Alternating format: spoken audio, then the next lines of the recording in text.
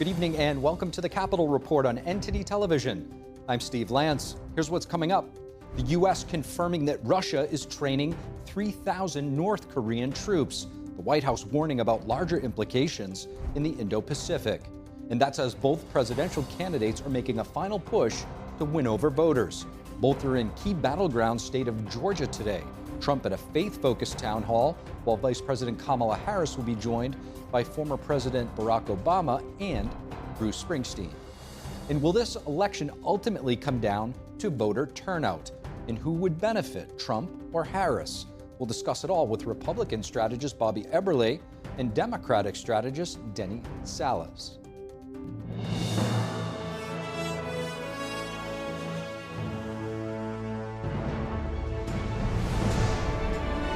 This is Capitol Report, live from our global headquarters in our nation's capital. Here's Steve Lance.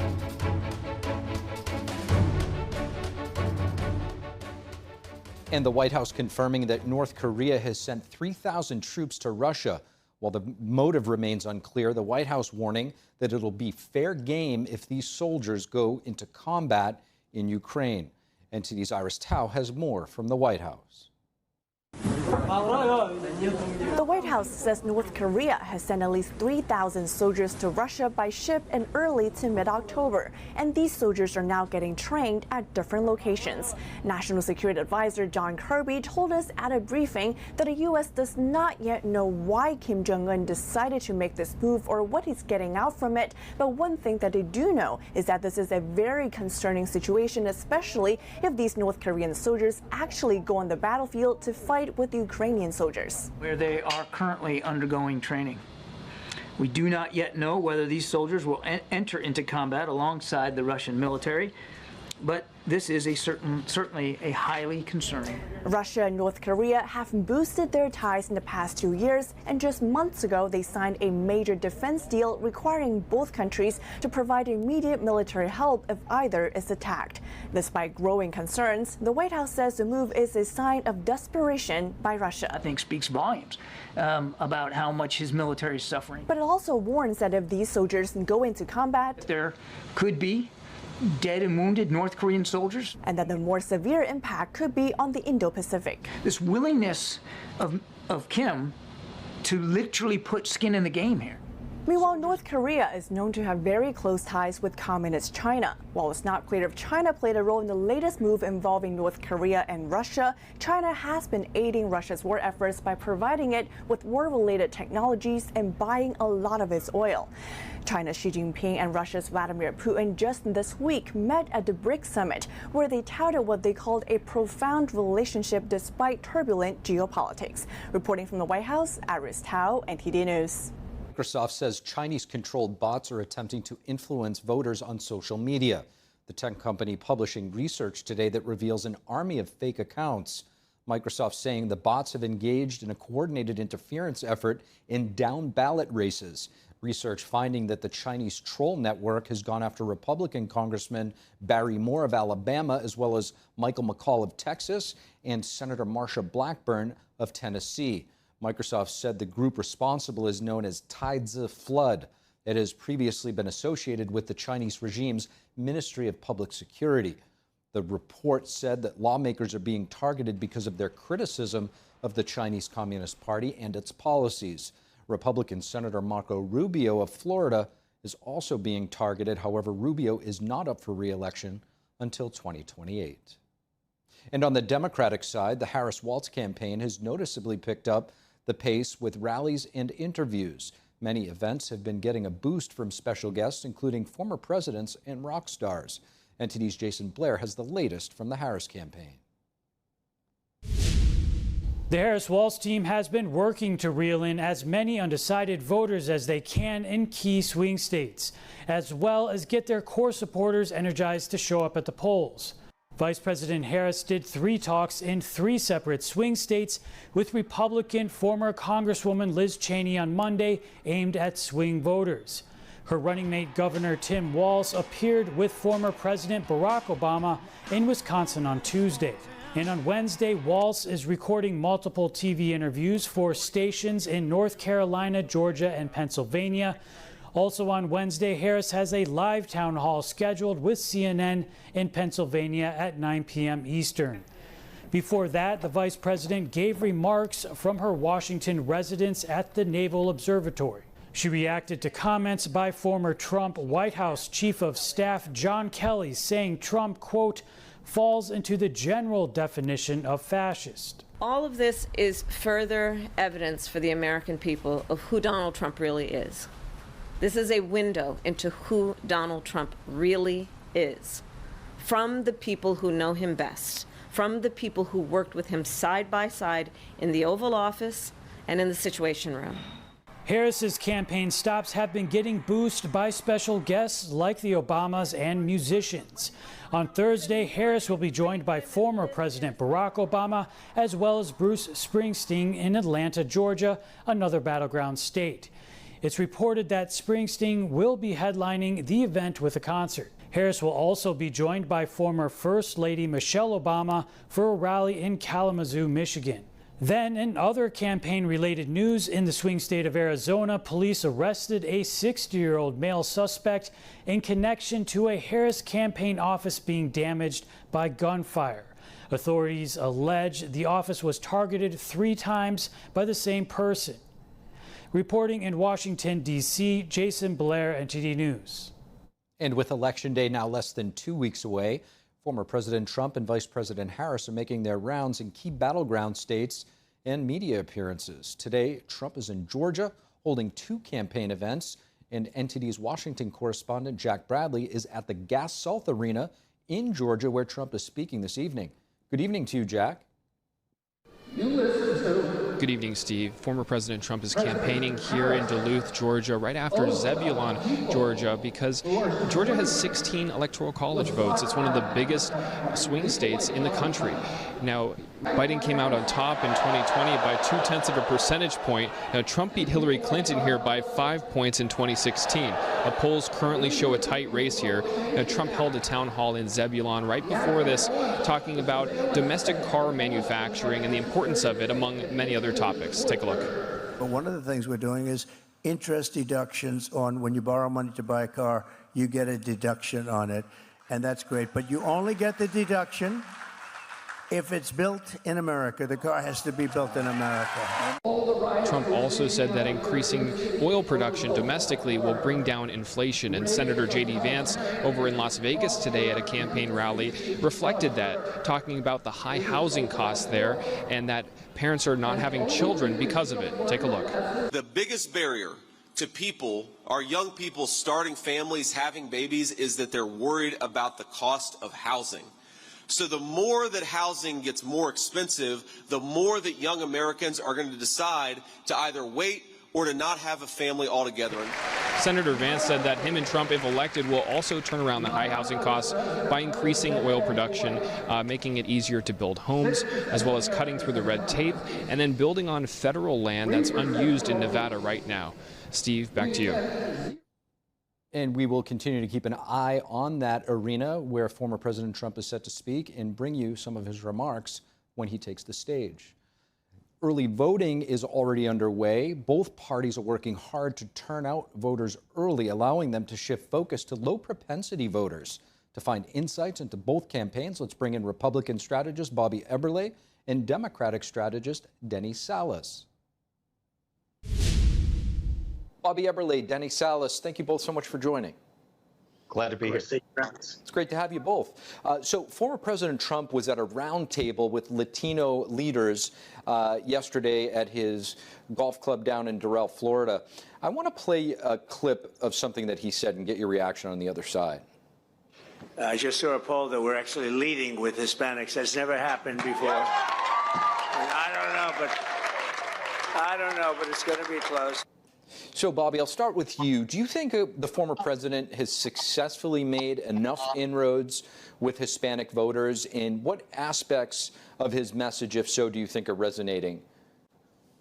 Without a doubt. And I mean, I'm here in Texas, and we see it all the time, the inroads that we've made even down in the Valley with our Republican candidates, because the message of freedom and law and order resonates with the Hispanic community. One thing you got to keep in mind, is think about the areas most affected by this open borders and the drugs and gangs and cartels coming in. They're going to be the Hispanic areas, not only along the border, but in other major cities. That's where these cartel members and gang members are going to hide out. So it affects the Hispanic community immensely when you have all this crime and sex trafficking. And so his message about sealing the border and reminding people how the border was under his presidency is a message that resonates quite strongly.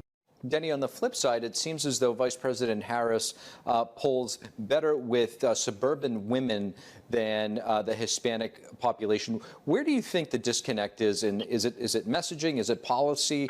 Why do you think we're seeing this?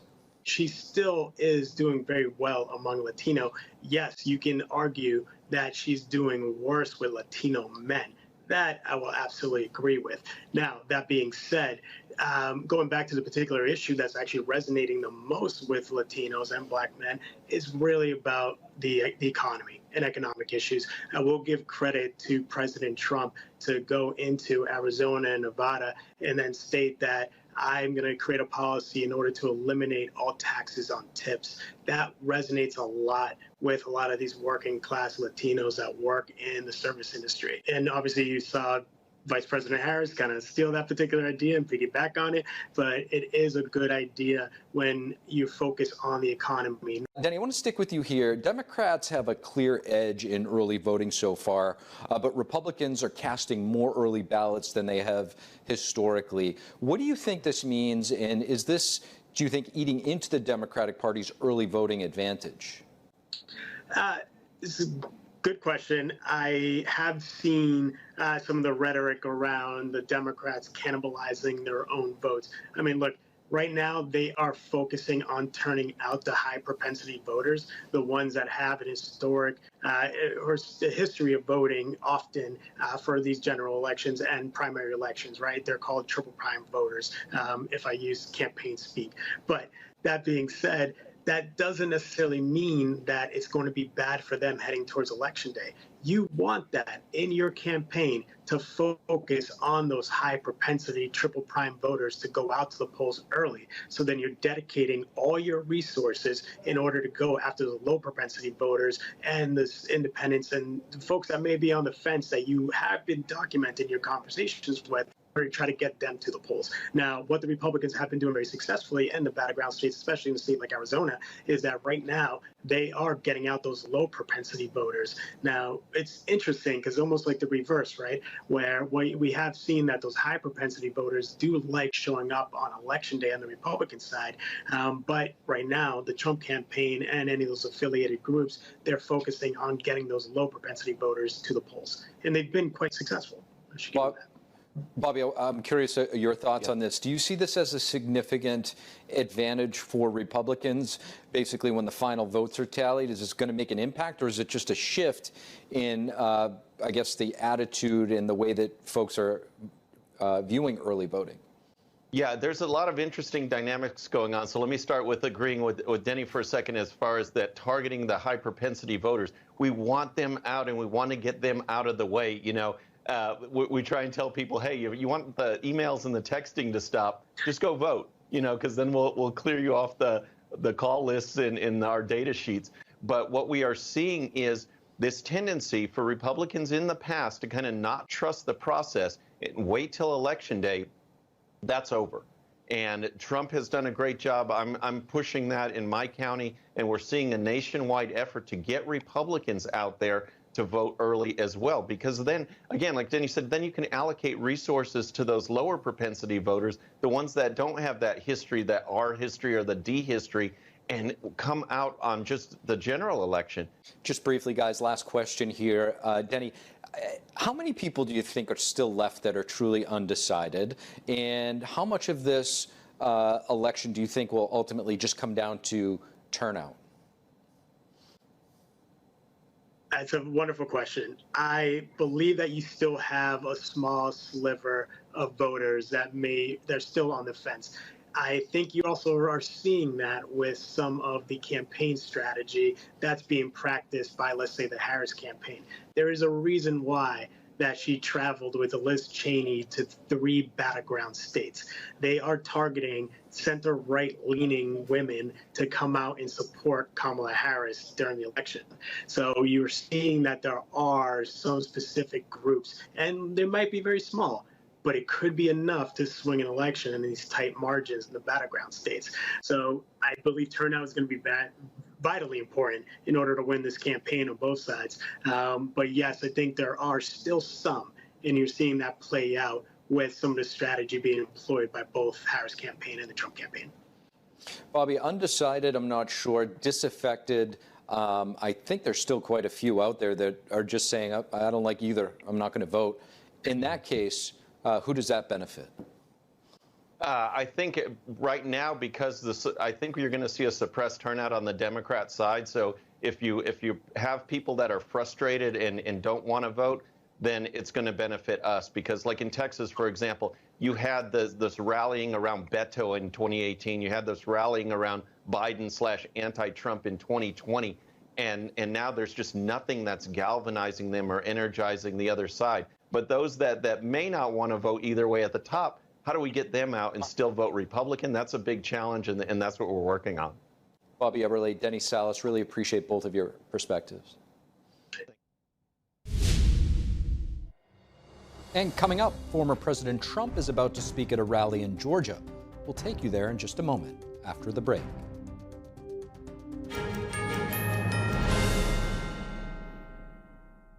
Fed up. Fed up that hunger devours dreams. Fed up that hunger destroys joy. Fed up with the fact that hunger eats childhood. Help us feed the futures of children all over the world by visiting givetosave.org. For as little as $10 a month, you can join Save the Children as we support children and families in desperate need of our help. Now is the time to get fed up and give back. When you join the cause, your $10 monthly donation can help communities in need of life-saving treatments and nutrients, prevent children from dropping out of school, support our work with communities and governments to help children go from short-term surviving to long-term thriving. And now, thanks to special government grants, every dollar you give can multiply up to 10 times the impact. That means more food, water, medicine, and help for kids around the world. You'll also receive a free tote bag to share your support for children in need. Having your childhood eaten away by hunger is unimaginable. Get fed up. Call us now or visit givetosave.org today.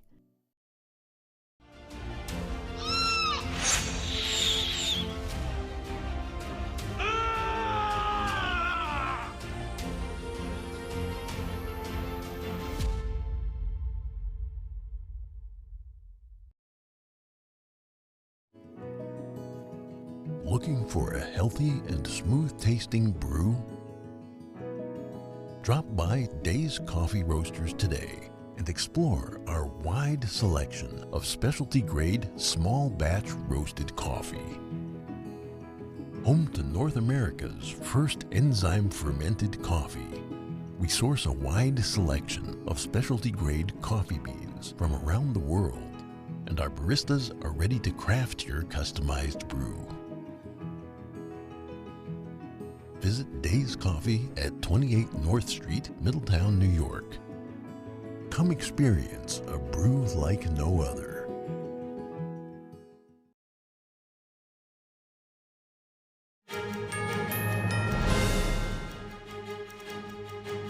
And welcome back to the Capitol Report. More than 20 million ballots have already been cast throughout the country. That's according to data from 47 states and the District of Columbia. The data was gathered by CNN, Edison Research, and a company called Catalyst. Provides data analytics and other services to academics and nonprofit advocacy groups. Meanwhile, the presidential candidates are working to appeal to any undecided voters across 7 battleground states. Polls continue to show there is no clear leader in the race for the White House. And Texans are turning out in large numbers for early voting, now underway for the third day in that state. Joining me now to discuss what's driving them is former Texas Congressman Henry Bonilla. Former Texas Congressman Henry Bonilla, thank you so much for joining. Thank you. It's great to have you in studio here. You're from Texas, obviously. Texans are turning out to the polls in record numbers. Majority are coming from urban and suburban areas. Why do you think the turnout is so high this year? It seems like across the country, people are fired up. You've seen the early vote in Georgia, for example, Pennsylvania, other parts of the country. And in some areas, it's not just coming more from the urban areas and suburban areas, but in rural areas too. And if you recall, Trump years ago said that you shouldn't vote early, vote on election day for whatever reason. But now that I think that he's given kind of the blessing for conservatives to show up early, seems like they're reacting to that. Now, some of the biggest issues this election cycle, if you take a top three, I would say you obviously have the economy, abortion, and the border. The southern border. Texas shares obviously a major portion of that border. It's a big issue to Texans. Do you think that this is in part driving some of this early turnout? In part, yes, but there are a lot of commercials running now in Texas and in other states. The other day on a national interview, Kamala Harris talked about the transgender commercials that are running, for example, in Pennsylvania. Those are running in Texas too, and they have a lot to do with not just the presidential race, but with a big U.S. Senate race in Texas. So that's getting people fired up as well. Again, I'm not here to say I'm for everybody, but when you have those video clips of Kamala talking about how she wants to have you, taxpayer, pay for transgender surgeries for prisoners and all that, boy, that gets people worked up. So that, along with the border issues, the economy in many parts of Texas and other parts of the state, I think are getting people fired up. Vice President Kamala Harris, right now with 12, 13 days left until Election Day, this is critical time where each candidate spends their time. She's choosing to go to Texas right now to support Colin Allred, who in that race that you mentioned running against Ted Cruz. Talk to us about the state of that race. How close do you think it actually is? Well, it seems it's within 3 or 4 points right now, but there's some even more recent poll from a credible organization, I believe it's out of Houston, that shows Cruz about 6 points ahead now. Sometimes Democrats show up just to say, even at the end, that we showed up to try to help you no matter what. So it might be an effort to do that. Otherwise, I'm not sure why she would waste her time in Texas. She is going to be there in Houston to highlight the state's abortion ban. Talk to us about how Texas, in general, the abortion policy there may be affecting the national perception of this matter. Well, that's been out there now for a handful of years, and it's a very important issue regardless of what side you're on. But I'm not sensing the intensity that there was the first couple of years on that issue. They're more concerned, again, about the issues that we're talking about, how much it costs when you go to the grocery store, the gas station, the border security, and those issues, and those seem to be dominating right now above, not to diminish the abortion issue, but it's not as heated now as because it's been in place in Texas for a while now. How consequential are some of these local state elections, and even further down the line? I'm so glad you asked, because all my decades of working in the political world, in my opinion, the federal elections are very important. But most important are the ones that affect your local schools for your kids, and bond issues, and school board issues, and who runs your schools. And oftentimes the turnout for that, even in my home state of Texas, is 3%. And it's just mind-boggling how parents, then they stand up at some meeting and they want to ask, well, why aren't you taking care of my kids? Well, why aren't you taking responsibility? Ultimately, fundamentally in life, if you take responsibility for your own family, you're generally going to be ahead of the game. Now, Texas has seen a major influx of people moving in from different states, whether it be California, some of the states in the north, whether it be COVID policy or more friendly business arrangements there. Talk to us. Is that in the discussion right now with this election? Karl Rove, the former political brain for the Bush campaign, is still working with us in a group I work with in Texas. We rank in the top 10 globally on economic strength. We have more Fortune 500s than any other state. That's evolved over the last decade. We have businesses, private individuals, even from California, from Illinois and New York, And we just don't want them to come to our state and start voting for the policies of those states where you drive up costs for everybody.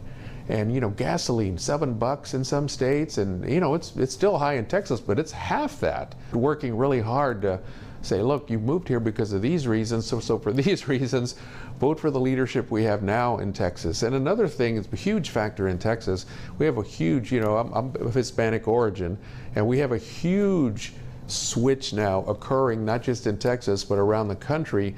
New York Times about a week and a half ago did a lead story. They can't understand why Hispanics are now voting more conservative. Well, the principles we've just talked about are what they care about. And there's nothing worse, and I used to say this when I held public office and it drove the left nuts, but for anyone to assume that your skin color is supposed to dictate your political leanings is racist in itself. Former Texas Congressman Henry Bonilla, thank you so much for joining. Thank you. And coming up, the FBI investigating the U.S. breach of Israel's plan to counterattack Iran. We'll talk with a former U.S. Central Intelligence Agency officer for his insights. That and more after the break.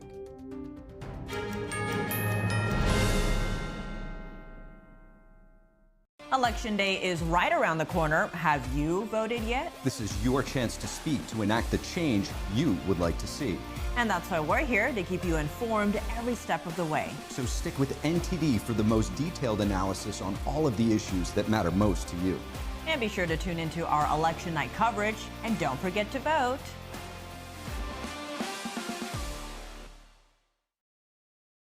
We designed Native Path products to restore essential nutrients missing from the modern diet. This is what being on the path is all about. We're more than a health and wellness brand, we're a community. Visit getnativepath.com/NTD for your special offer.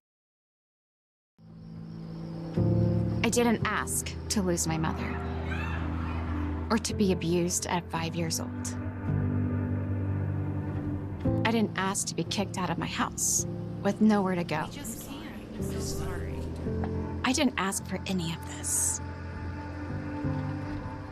But I did ask for help, and Covenant House was there.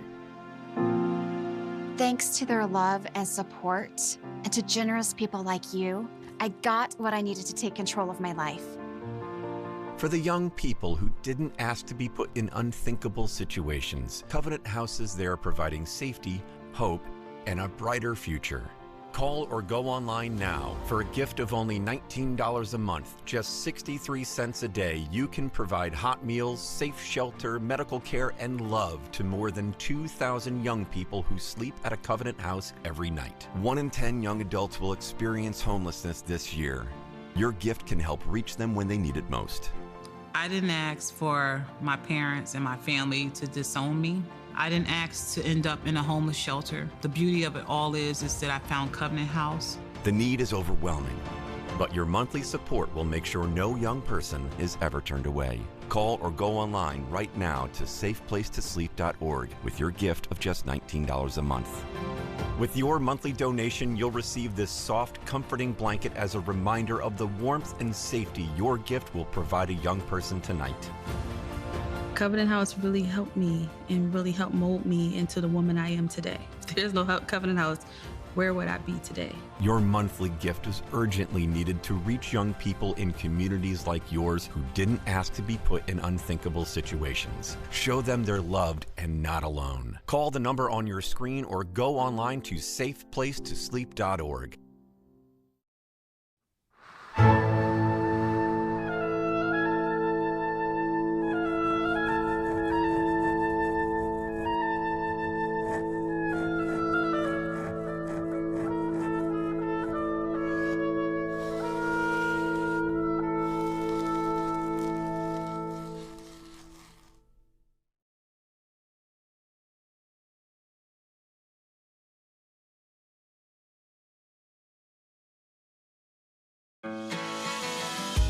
Got a new house.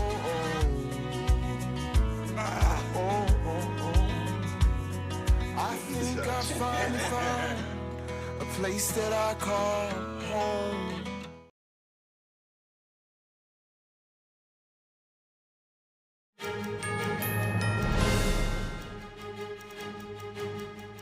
And welcome back to the Capitol Report. So how will the recent intelligence breach of Israel's plan to retaliate against Iran affect the United States' relationship with Israel? Joining me now to discuss the possible fallout from this breach is former CIA officer Jack Rice.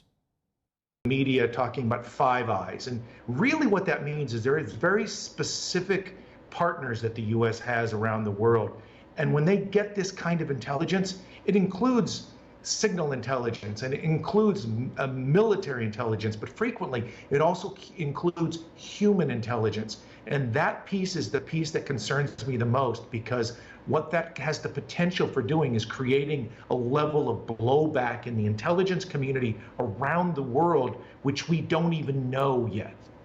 To your point, Jack, Israel's intel agency, the Mossad, one of the most, if not the most, depending on who you talk to, advanced intel agencies on the planet that, because we're allies, they supply us a lot of intelligence as well. Do we risk sort of rupturing that relationship to a certain extent, thereby putting our own country in danger?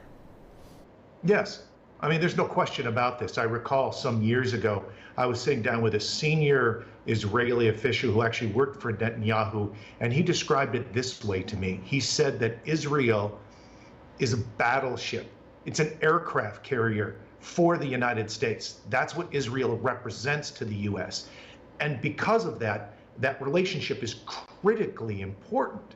And if we rupture the relationship in any way, it can blind us. They have incredible intelligence in the region, and the U.S. benefits from that because obviously the U.S. benefits from what's going on in that region and understanding it. If we're blinded to it in any way, the ramifications can be huge.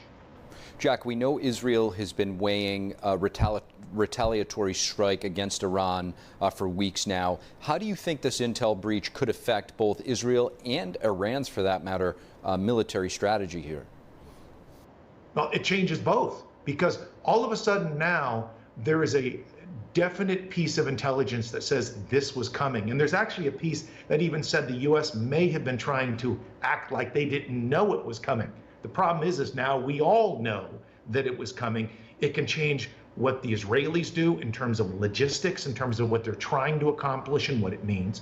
It also can change how the Iranians actually respond to it. So in other words, this changes what they will do in preparation for it. It may impact the effectiveness of it. And frankly, this negates the ability for the Israelis to operate in the way that they hope that they would. This is about trying to stop Iran.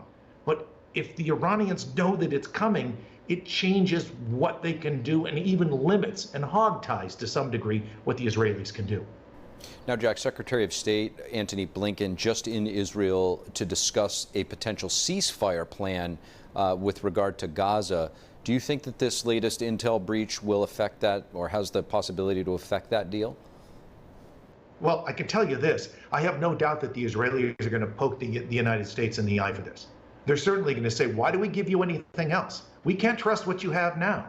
I mean, if I were on the other side of this, if I were an Iranian official and we talk about what the Americans want the Iranians to do, or excuse me, what the Israelis to do, then what the Israelis can do is they can turn around and say, think of all of the information that we're providing to the U.S. If we're not confident that that information, that intelligence is secure, maybe we need to reconsider what it is that we're doing. I mean, Steve, in the end, this is the real big problem. With human intelligence, we're always concerned about sources and methods, meaning where did this information come from?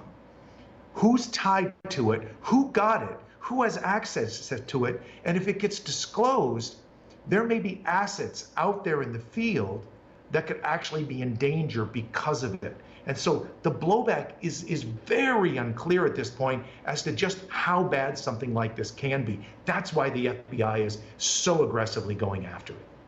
Yeah, to your point, I mean, the bedrock of any intel relationship with allies is trust.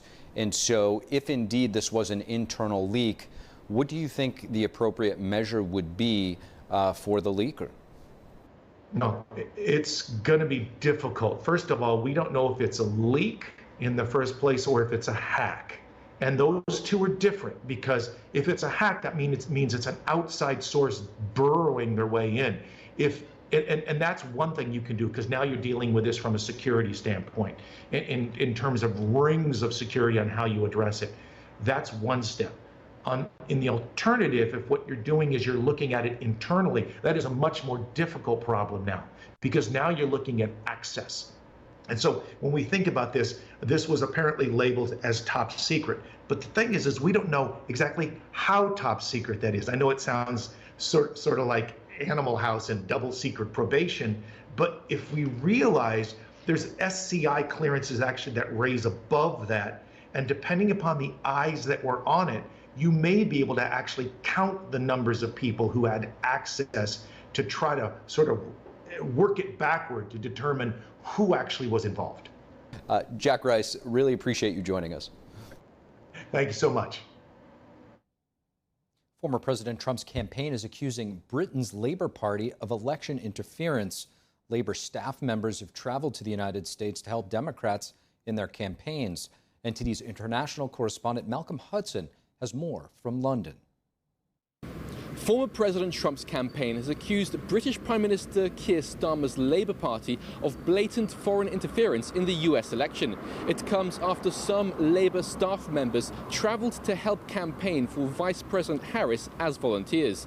Trump's team said it filed a formal complaint to the Federal Election Commission, or FEC. The complaint calls for an immediate investigation into what it termed apparent illegal foreign contributions from the Labour Party to the Harris campaign.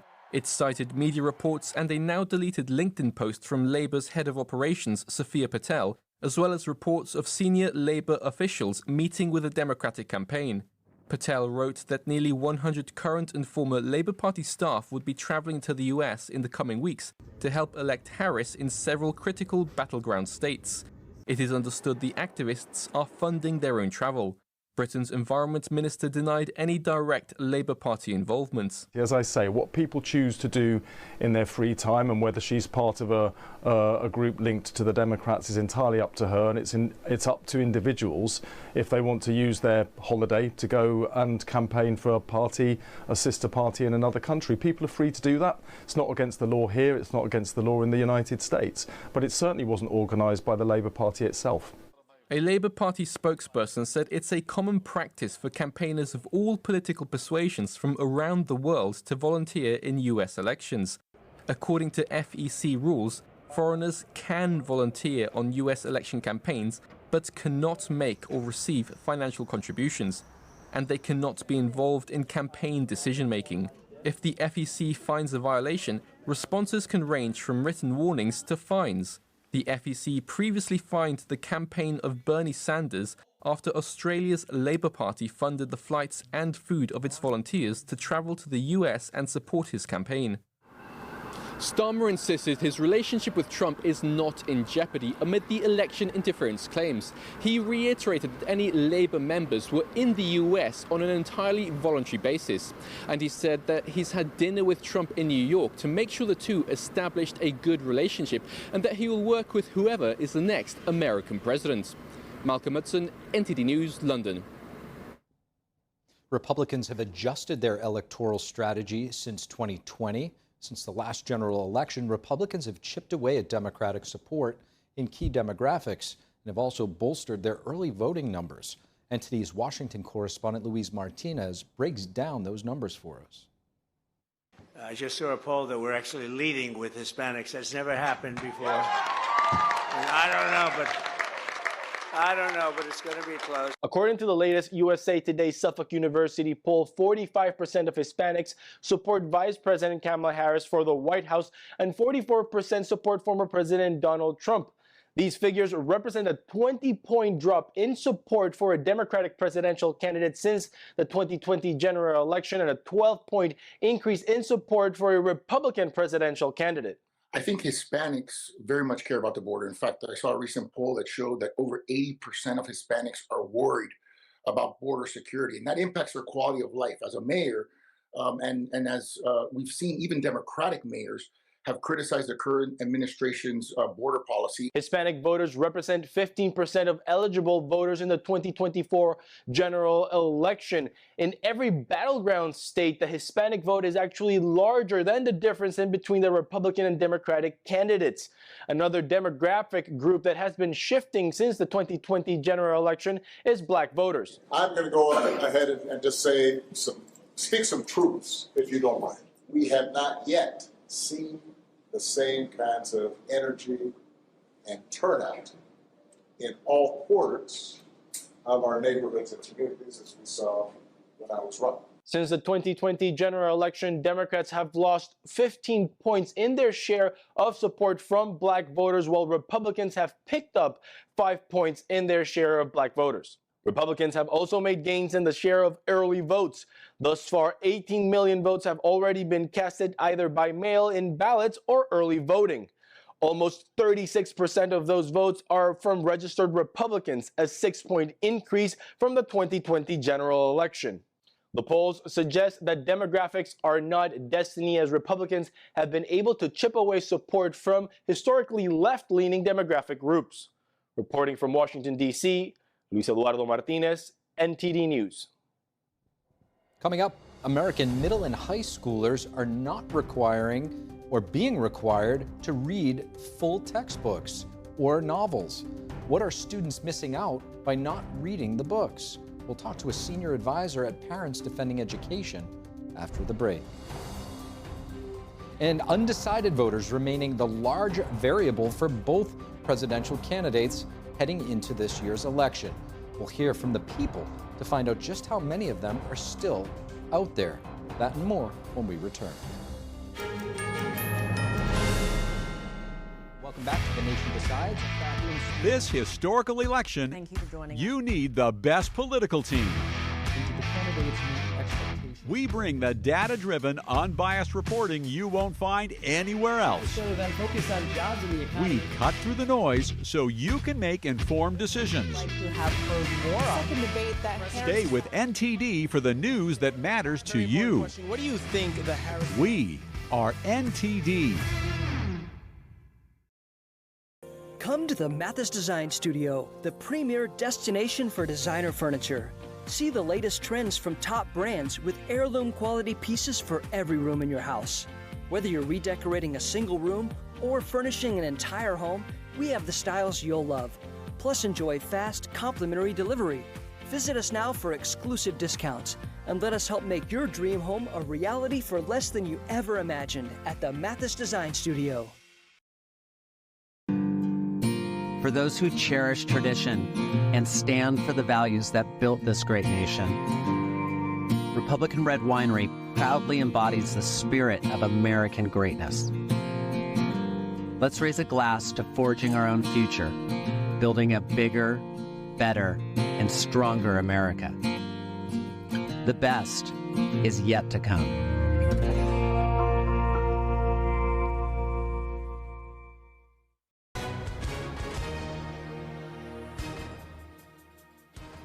Hi, everyone, and welcome to Legal Help Center.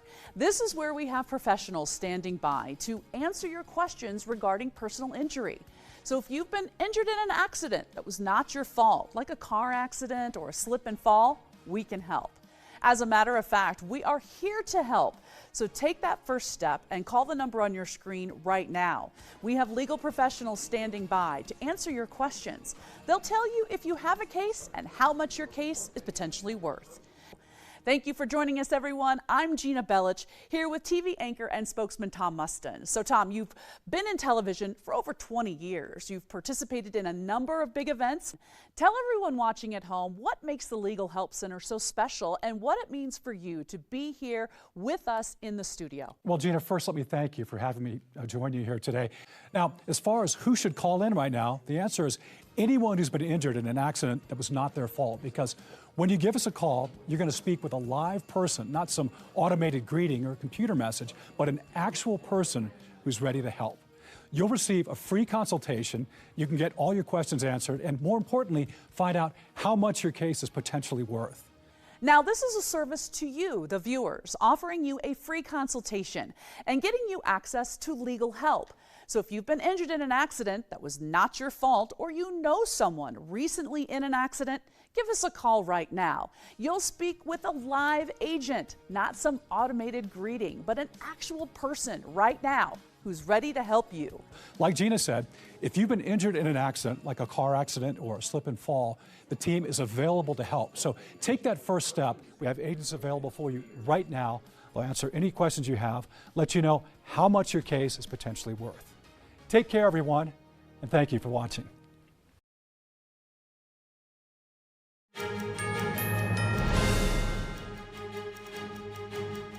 And welcome back to the Capitol Report. I'm Steve Lance. American college students at Ivy League universities are not able to read full books. That's what 33 professors at these top universities are saying about their freshman students. Joining me now to discuss this issue and the potential causes is Michelle Exner, Senior Advisor at Parents Defending Education. Michelle Exner, thank you so much for joining. Absolutely. Thanks for having me on. Michelle, there's students all over the country right now making their ways into college. There's professors from schools like Columbia, Georgetown, Stanford.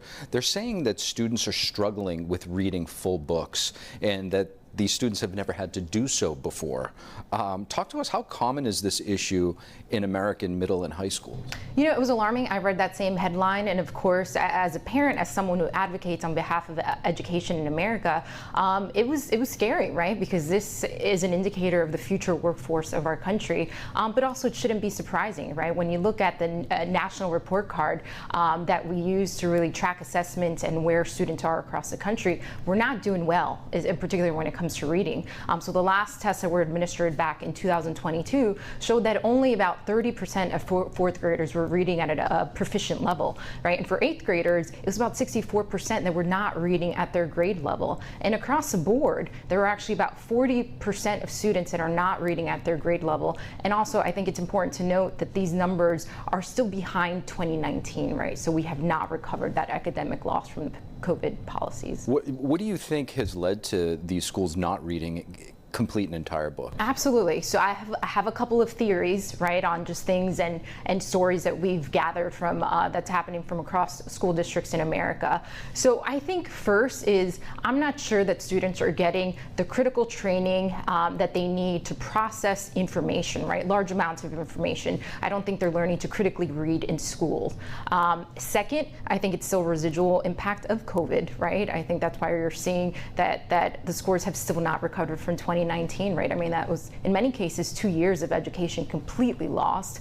I think another one, and this is a main one, is a completely misalignment of the priorities of these schools, right? You're seeing a lot of examples where things like race, gender ideology, are being prioritized over math, reading, science, and history, and also an attack on merit, right? Where we're seeing that it's almost a bad, merit opportunities have been in some cases just taken away from some of these school districts, and so I think that is.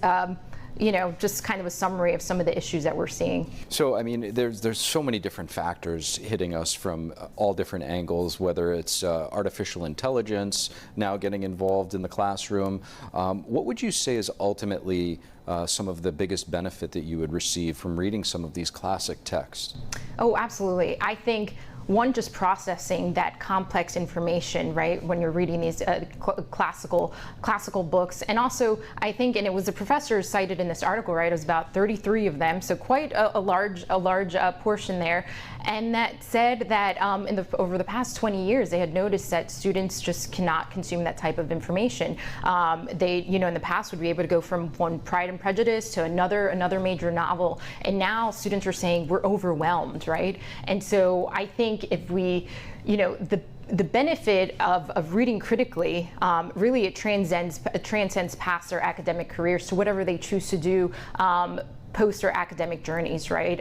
Reading is fundamental. It's a basis to anything they decided to do. So it's really important as a country that we get this right. And I really see that article, and I think it's really stats that we knew generally, right? As we've taken on the test scores and we're seeing how schools are doing, how students are performing. It's really a national emergency, right? And so we really need to get this right, get focused. And I think the next administration in there really needs to make academic excellence, right? They need to get all this other extraneous things out of the classrooms, because any minute not spent on math, reading, proficiency, reading these classical books that will help students succeed, any minute not spent on that is really detracting them from future potential. And lastly, to your point of students being overwhelmed and feeling overwhelmed, there's a lot of feedback from the classroom that students often struggle with attention to detail and attention span. Is social media playing any part in this, do you think? Absolutely, and actually that was one of the points that I was going to mention earlier of the issues why I think we are where we are, is the overstimulation, right? Kind of this, the addiction to screens and cell phones and social media. So I think it's really, and that's at every level, right? As a parent, our children are not going to have smartphones for a while, and so I'm sorry, but that's just because it's really, I think it's affecting their focus, right? And it's affecting students across the board in classrooms. And so I think that is a huge factor and something that we need to really take a look at every level from parents in the home to leaders at every level of government. Really need to be looking at this issue. Michelle Exner, really appreciate you shedding some light on this. Thank you. Thank you so much for having me. We're heading into the final days of the 2024 presidential election. For both candidates, there's no better time than now to scoop up the remaining undecided voters. But just how many of them are still out there? NTD Sam Wong hit the National Mall in Washington to hear from the people. Where are you from? California. Texas. Utah. Northwest Indiana. We're from Alabama. Virginia. Los Angeles. Palisade, Colorado. I am from Northwest Indiana by Chicago. Have you guys already made up your mind? Yes, President Trump. I have. I lean towards the left a little bit. Yes, we have. Yes. I decided. I am decided, and I think that's going to be Trump. I voted for Kamala Harris and Tim Walz. I just want a better economy, and I think Trump's the guy to do it. So we're voting for Kamala Harris and Tim Walz because we think the most important thing is to kind of keep democracy as the founding point of our country. If President Trump will incorporate more Christian values into this wonderful, beautiful country that we have. Do you know anyone who's currently undecided or perhaps not voting at all? I think all my families have decided to vote for Kamala Harris, so we're all decided. Most everybody I know is going to vote. It's about 60-40 Republican, Democrat there in the county. I don't think we know anybody who's undecided. We know a few people probably who aren't going to vote. And a lot of it comes to a moral standard, too, which they believe there's no candidate that holds to their moral point of view. No, I think everybody I know is going to vote one way or the other. Very entrenched red or blue. And mainly in Utah, red. Well, our son was being ignorant the other day speaking about not voting, and we totally course corrected him. We're all Americans. You have the right to vote either way, and you can be wrong, and that's okay. Yeah, my brother's undecided. He really doesn't like Trump as a person, and he doesn't like Kamala as a person, and so neither one gets his vote. I do know some. I think they don't like the radicalism on both sides. We do not, honestly. We've done, I think, a pretty good job of making sure everyone is decided and is voting. Living in a red state and us being as progressive as we are, we see that we all want the same things. It's just finding a means to get there. I think a lot of people are undecided because I think a lot of people just dislike Trump. I would hope to encourage everyone to vote, regardless of what your views are.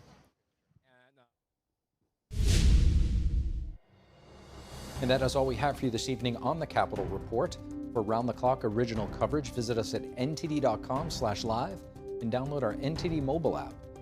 From the nation's capital, I'm Steve Lance. Have a nice evening. See you back here tomorrow.